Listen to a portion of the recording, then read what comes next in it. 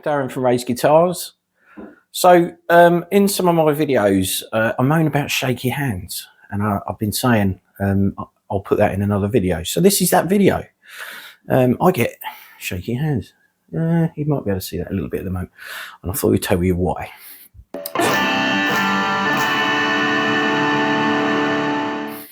So what reminded me actually to make this video is I fell over in the ice this week and landed on my spinal implant. So I have a nerve condition, which is nerve damage that affects all down this side of my body, and it's constant pain. And to deal with that, I have a spinal cord stimulator. So it's a little computer gadget and a battery that's just at the top end of my left butt cheek, and then the wires go up the skin and plugs into my spine, so it's all hidden away, and that is to help reduce the pain signal that comes out here. So the pain signal goes from my brain and basically hits the electricity that the pack is generating and cancels it out. It doesn't cancel it all out. I probably get about 50% reduction. So I fell over this week and I landed on the pack, and bloody hell it hurt. So I thought, oh no, I'll make a video about it. So that still doesn't explain why I've got shaky hands. So effectively the electricity that runs up my spine, it's basically got a full-time electric shock. Not that you can feel it as an electric shock, and that, depending on the frequency setting I've got, can sometimes make my hand shake. Sometimes it's good, sometimes it's bad. Quite often when I'm thinking about it, I'm going, stop my hand shaking, it makes it worse. So I just have to go, right, I'm not going to do that for a bit. And then it shows up on some of the videos. So that's why. How did it happen? Well, in 2018, I was completely fine one day, and the next day I wasn't. I had this excruciating pain all down this side. It didn't let up. It got worse for a few weeks. So I was working with a great team of people at the time, and I was sitting at work, and it got to me, and I had my head on the desk, and I went, all right, I'm going to take myself to the hospital. This is, 2018, about 2 weeks after a motorbike trip, which I really enjoyed with my good mate Murph and my son, and we just toured Wales on our motorbikes. 2 weeks later, so I woke up with this pain, put up with it for a few weeks, took myself to Haywards Heath emergency unit, and ended up being in there for just under a week, where you get the full cancer scare. So you get tested for everything. Everywhere, colonoscopies, so camera crew up the backside, CT scans, MRI scans, and then in the MRI scan, they found out at some point I'd broken my back. I didn't know when. I've had a few motorbike crashes over the years. Used to do a bit of martial arts. Could have been any of that, but I didn't know. So that turned up, which explains some of the lower backache I get. Anyway, so the full scare, they couldn't figure it out. Couldn't find out where it was coming from. Nothing showing up on any of the tests. So they sent me down to Brighton in an ambulance for surgery. Said, right, we're going to go and open you up and have a look. And I was just getting ready to go in to surgery. I was all prepped. And then one of the consultants went, hang on a minute, I've seen this before. And it's called post-herpetic neuralgia. It comes from shingles. Now, so they were saying, have you had a rash? Has it, come and gone? And I said, no, I didn't have a rash. So there is a rare form of shingles that you can get that has no rash, or like one tiny mark. So that's why it wasn't spotted earlier. And it left me with permanent, quite severe pain, which I could only describe as you've been laying in stinging nettles, somebody's trying to set you on fire, and then there's a hook in your throat.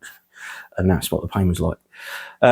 So anyway, got this diagnosis, and then got set on a pain management pathway, and I was all set again. I did all these tests, had lots of procedures, lots of injections in muscles and nerve blockers and all sorts of things. And then COVID came along just as I was getting ready for surgery to have this spinal implant fitted. And they do this specialist work up at St Thomas's Hospital in London, which became the COVID hospital. So everything was cancelled for more than a year. So yeah, pain went on for a while.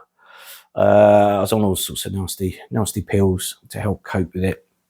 And eventually my turn came to have a spinal implant, which I think the first one a few years ago now, might have been 2021, something like that. And I had that done. And it really helps. The spinal implant does what it's supposed to do. It turns down, doesn't kill, turns down the pain. And you can tune it with this thing. So I've got this little remote control. You turn it on. And it's got all the hand shaking now, you see that. It's got all these settings. So if it's bad one day, you can turn it right up. So you hold it near the implant, select the setting you want, it changes the sensation. So that's that. So that was the first one, working really well, but you have a 3-month period where you're not allowed to raise your arms above your shoulders in case you pull the wires out of your spine while it's healing up. So that was a bit of a slog. And then after a while, the unit started coming to the surface. So they put it in your butt basically because it's fat, and it's supposed to be in a pocket of fat, and then you're supposed to build up this sort of fibrous, fibrous mess around the unit to hold it in place. And I didn't do that. Mine burnt the fat away and came to the surface. So I had to have it replaced, and they moved it slightly, used the same slots basically, put a new unit in, didn't have to have the new wires put in. It was just the unit, so much faster to heal up. And after probably a year, the same thing happened. Came to the surface. So I'm on my third one. The first one was called a Nevro, quite a big unit, quite a bulky thing. Third time around, they've given me a Boston Scientific. So it's a smaller unit, actually controls the pain much better. I don't have to charge so often, so I have to charge myself up. So I have this charger that holds a charge, and then you basically put it on there, charge yourself up. And with this one, it takes 10 minutes, and I have to do it every couple of days to keep the unit charged up, where the old Nevro, you had to charge yourself every day, and it took 45 minutes. So this thing is way better than the old one. I had that done about 6 months ago, and it's working well from this point of view, but the sight pain for where the computer isn't so good, and I've just got to keep going until hopefully one day it settles down. Or we then have to make the decision to take it out, but then all this pain comes back, and I've turned it off. I don't like that. So that explains the shaky hands.